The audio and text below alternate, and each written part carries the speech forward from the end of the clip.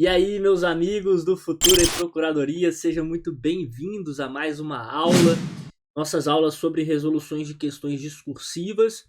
Hoje eu vou trazer para vocês uma questão discursiva que caiu na prova da PGE Alagoas, uma questão discursiva bem comentada e muito interessante para a gente trabalhar conceitos importantíssimos para provas de procuradorias. Então, nós estamos aqui com a nossa série de resolução de discursivas. Eu sou o professor Rodolfo Pena, para quem não me conhece. Já convido vocês a seguirem as redes sociais do @futura.procuradorias lá no Instagram. E também as minhas redes sociais pessoais, @prof.rodolfopena, lá também no Instagram. Beleza? Bom, pessoal, vamos lá para a nossa questão discursiva da PGE Alagoas. Vamos trabalhar com essa questão aqui, explicar os conceitos importantes para ter gabaritado essa questão, né?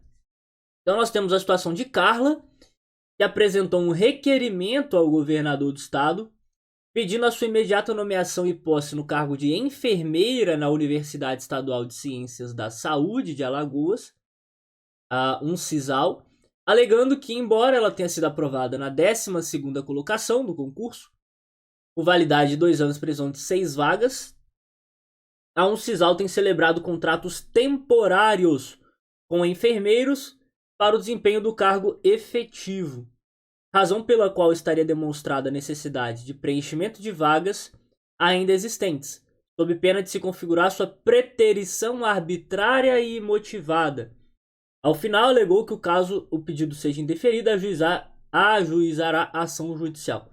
O pedido foi enviado à Procuradoria-Geral do Estado para parecer e solicitou que você desse um parecer com fundamento na legislação em vigor, tanto do Supremo, né, especialmente do Supremo, e questionando se assiste razão a exequente. Ok?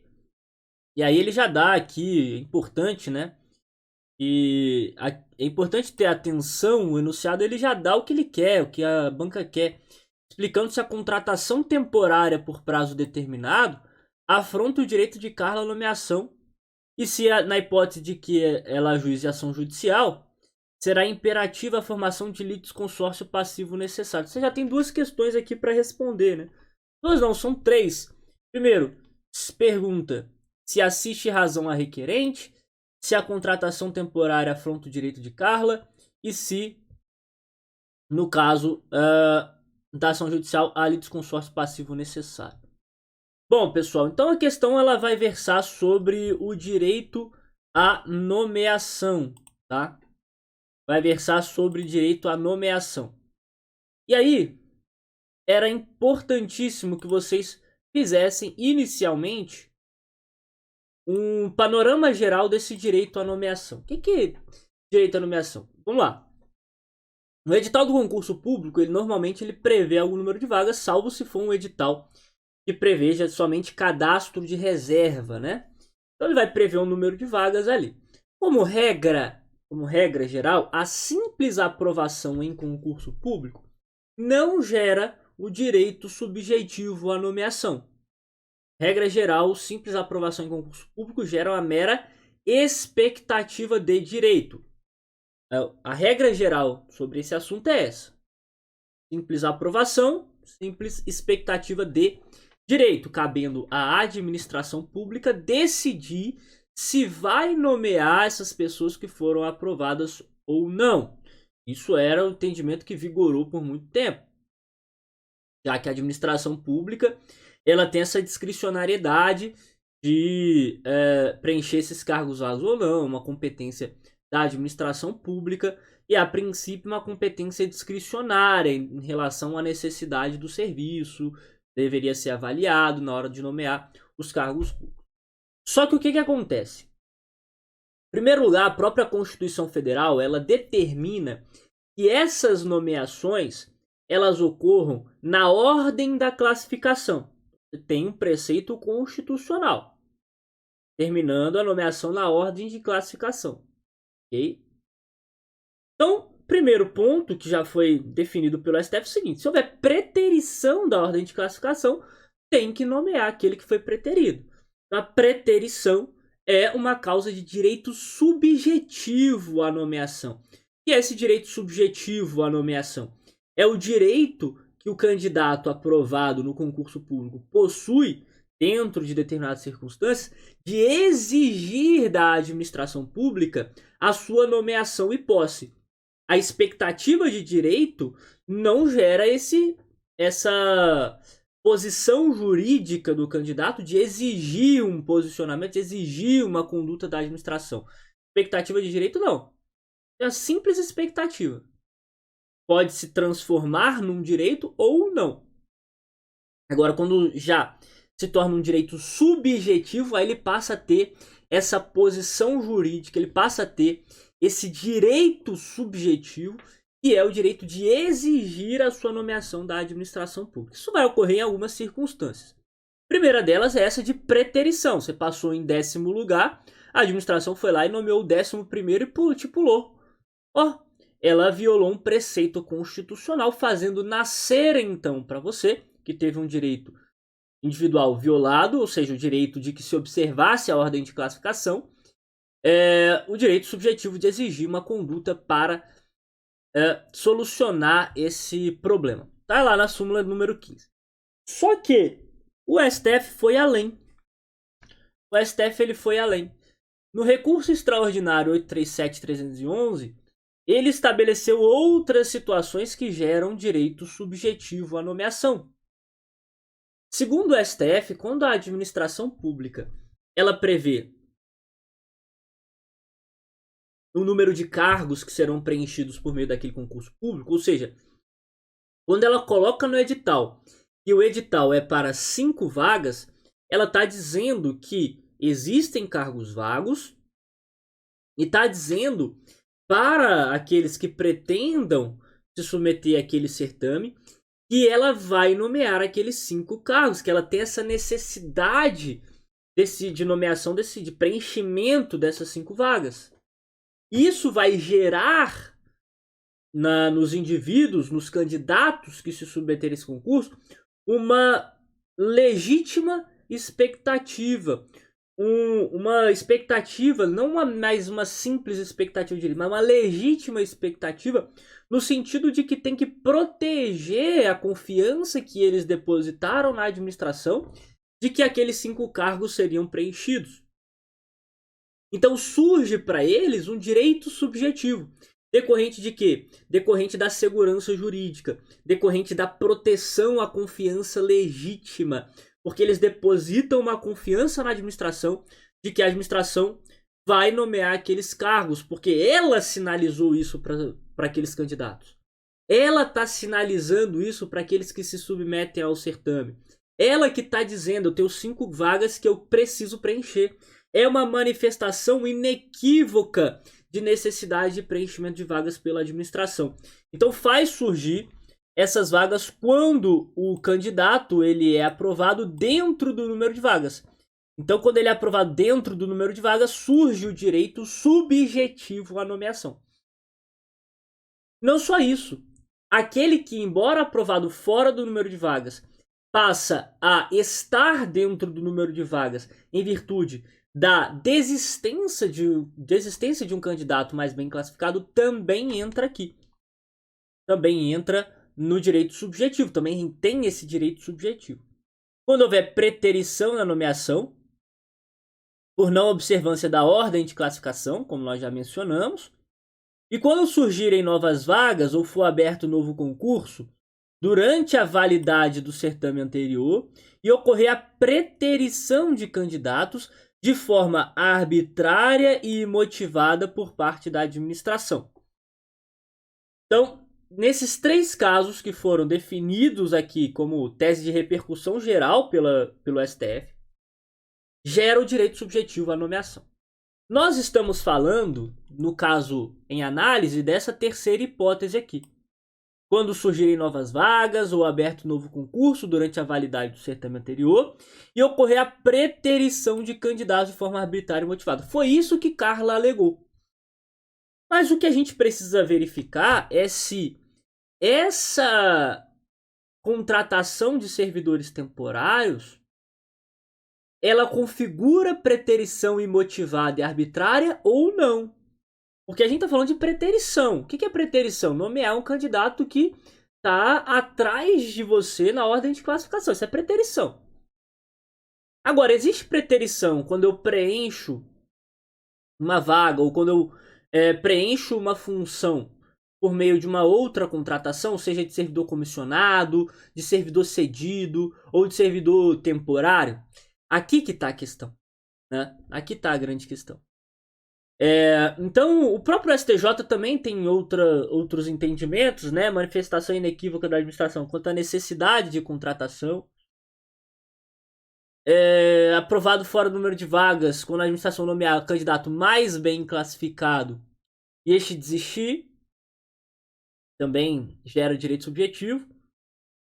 E, quando surgirem novas vagas, desde que haja previsão no edital que essas vagas serão preenchidas, tá? E aí vem, né? Olha só. Não ocorre preterição. Só tô fazendo um panorama geral. Já vou entrar na questão em tela. Não ocorre preterição quando, por exemplo, o candidato que estava atrás de você na ordem de classificação foi nomeado por força de decisão judicial. Aí não tem preterição. Porque não foi uma conduta da administração. Ela não tem manifestação de vontade aqui. Ela simplesmente cumpre uma decisão judicial. E aqui a decisão que é mais importante para a gente. Simples requisição ou cessão de servidores não é suficiente para transformar a expectativa de direito do candidato aprovado fora do número de vagas em direito subjetivo à nomeação. Isso vale também para a contratação de servidores temporários, olha. Contratação de servidores temporários ou emprego de servidores comissionados, terceirizados ou estagiários, por si só, não caracterizam preterição na convocação e na nomeação de candidatos advindos de concurso público. Tampouco autoriza a conclusão de que tem automaticamente surgido vagas correlatas no quadro efetivo, para ensejar o chamamento de candidatos aprovados em cadastro de reserva fora do número de vagas previsto no edital. Essa também é a jurisprudência que se aplica ao caso de Carla. Então, era importante vocês colocarem em primeiro lugar o recurso extraordinário 837.311, manifestando o conhecimento desse precedente, e em seguida o entendimento de que a simples contratação de servidores temporários por si só não caracteriza preterição. Tá? Então tem que demonstrar, além de comprovar o número de vagas para garantir a nomeação de Carla, ela deveria comprovar igualmente interesse inequívoco da administração em preenchê-las. Tá? Além disso, pessoal, quando se trata de servidor temporário, o que você precisa demonstrar? Que houve uma preterição arbitrária e imotivada. Essa preterição arbitrária e motivada não se demonstra pela simples contratação de servidores temporários.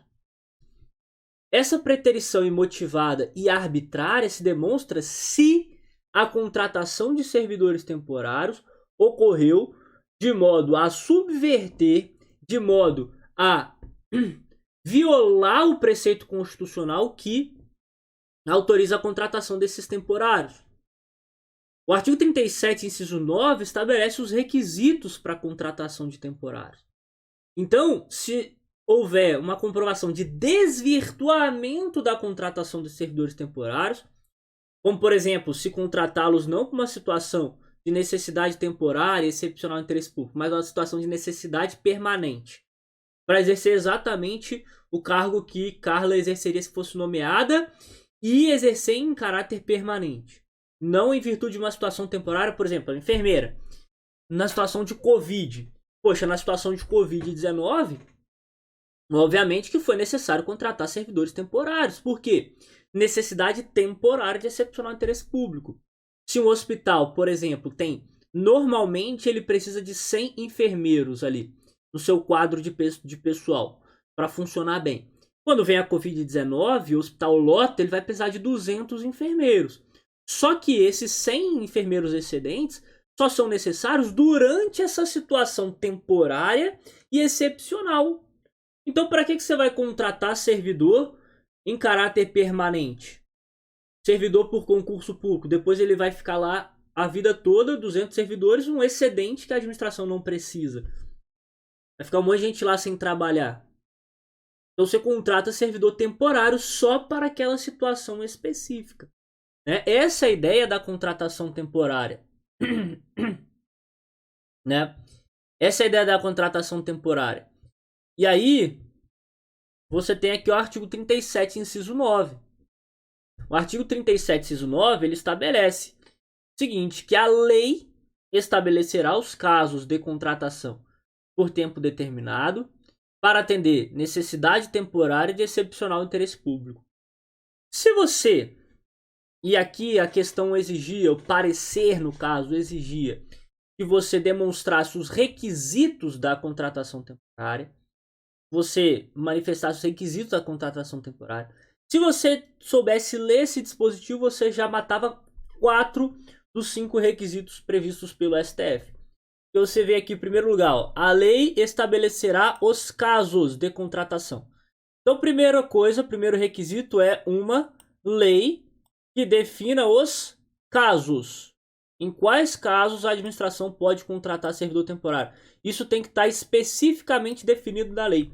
E o STF ele já julgou inconstitucional diversas leis estaduais, municipais, que previam a contratação de servidores temporários em situações ou casos genéricos. Esses casos têm que ser específicos. Não basta você colocar lá, olha, em situação de necessidade vou contratar professores, vou contratar enfermeiros de maneira temporária. Não, tem que falar qual é o caso especificamente que você vai utilizar servidores temporários. Não, no caso de professor, quando iniciar o ano letivo e verificar que eu não tenho professores suficientes para assumir as turmas daquela escola, as turmas da rede pública de ensino. Ok, você tem um caso específico, né? Mas aí você condiciona isso à abertura de um concurso público para o próximo ano letivo. Enfim, tem que ter... É claro que na prática, pessoal, na prática, tem lugar que contrata servidor temporário que ele fica lá por 10 anos. Enfim, há um desvirtuamento claro e há muito desvirtuamento dessa contratação temporária, sim, em vários casos. Mas não o que a gente quer aqui é a parte teórica, né? E na parte teórica a lei tem que estabelecer os casos especificamente determinados. Contratação tem que ter tempo determinado, o tempo tem que ser definido na lei. Olha, ele vai ficar no máximo 1 ano, prorrogável por mais 1 ano. Tá? Tempo tem que estar definido na lei. Em situação de necessidade temporária, então terceiro requisito, necessidade temporária. E o quarto requisito, excepcional interesse público. Necessidade temporária. Se a necessidade for permanente, a administração tem que contratar por concurso. Tem que contratar servidor efetivo, porque é uma necessidade permanente. Ela sempre precisa daquele cargo preenchido, daquele profissional. Ela precisa ali de forma regular daquele profissional. Não é uma necessidade temporária. Não é uma necessidade que começa num dia e termina aqui no outro dia determinado ou uma situação determinada. Não, ela sempre está precisando. É o caso dos 100 enfermeiros do hospital. O hospital sempre precisa de enfermeiro. Normal. Então, o número de enfermeiros precisa. Agora, pode surgir uma situação temporária, como a Covid-19, que o hospital vai precisar de mais enfermeiros temporariamente. E excepcional interesse público. Se o interesse público for um interesse ordinário, também contratar servidor efetivo. Agora, se é um interesse público excepcional, como é o caso da Covid, pronto. Aí você pode habilitar a administração a contratar servidores temporários. Tem mais um requisito, que é a necessidade de contratação ser indispensável. E aí foi um requisito de interpretação pelo STF. O STF, lá no recurso extraordinário 658026, estabeleceu os 5 requisitos. 4 nós já citamos aqui. E o quinto é a necessidade de contratação ser indispensável. Bom, então o que a banca exigiu de você? A banca exigiu de você dizer que a contratação, a simples aprovação em concurso público fora do número de vagas não gera direito subjetivo à nomeação. Segundo ponto, que a contratação de servidores temporários por si só não gera preterição. Então, nesse que a simples aprovação em concurso público não gera direito subjetivo à nomeação, era importante você apresentar os casos em que há direito subjetivo à nomeação, trazendo lá a jurisprudência do STF. Segundo a jurisprudência, a simples contratação de temporários não gera direito, não gera preterição, né? Por si só não gera preterição. A preterição ela só seria gerada se fosse demonstrado que houve ali o desvirtuamento da contratação temporária. Então aqui você mostraria os requisitos da contratação temporária, tá?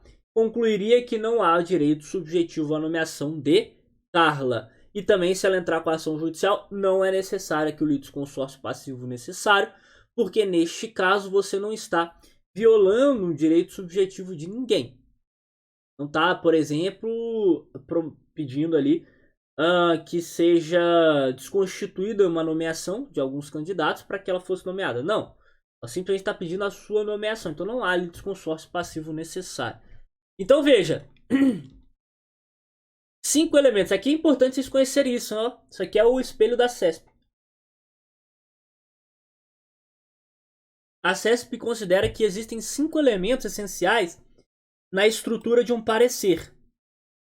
Que é a identificação do parecer. Então você vai botar parecer, número, tal. Solicitante do parecer, né? O consulente, fulano de tal. Ou o secretário, fulano. Enfim. Vamos ver o que está aqui no enunciado. Enviado à Procuradoria-Geral do Estado de Alagoas. Então não fala quem é o consulente, né?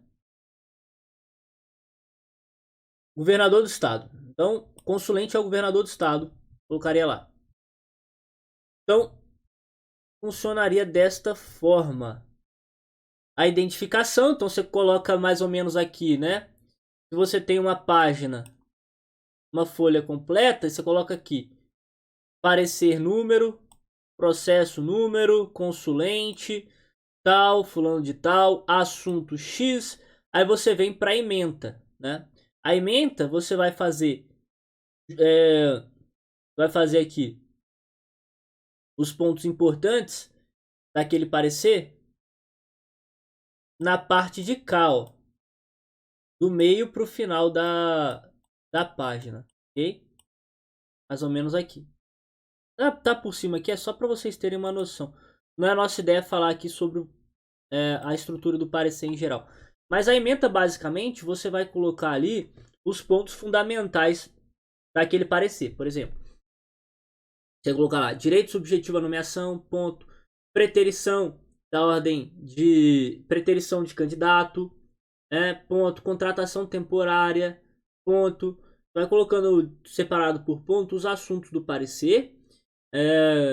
Você coloca lá, requerimento de nomeação, ponto. Indevido. Você faz a conclusão já na ementa. Na ementa você já fala, não, o que você concluiu? Não comprovou.